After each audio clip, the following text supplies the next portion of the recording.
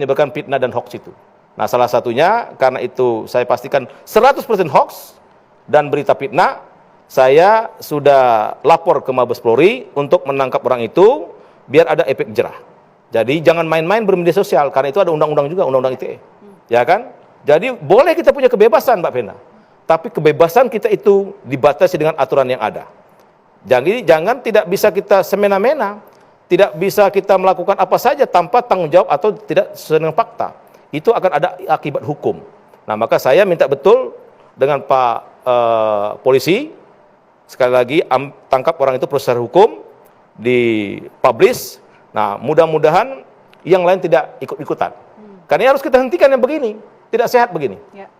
Kita nggak ngomong, dibuat seperti ngomong. Dan yang kita nggak enak itu ada masyarakat yang terprovokasi, ya. Akhirnya menyerang pemerintah, kemudian mencaci maki pemerintah. Sementara pemerintah kan nggak melakukan itu, gitu.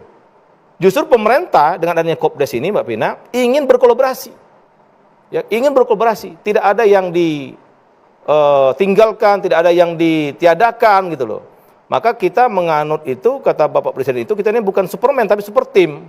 Bagaimana Kopdes nanti bersama dengan UMKM?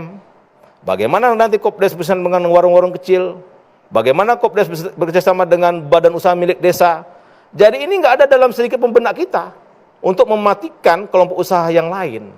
Justru kita kaderan Kopdes ini ingin di desa itu ekonominya bergerak secara masif dan tidak ada yang ditinggalkan. Jadi saya pastikan berita bahwa Menteri Desa, Menko Pangan Pak Julius ingin menutup warung itu fitnah besar.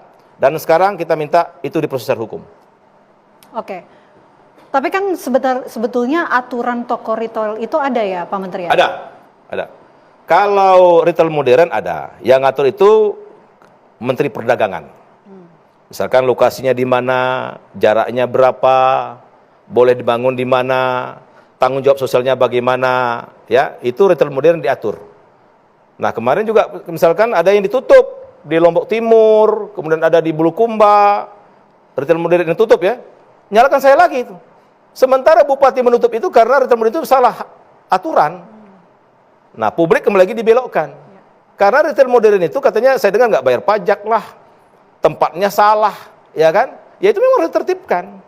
Jadi kita bernegara ini ada aturan mainnya.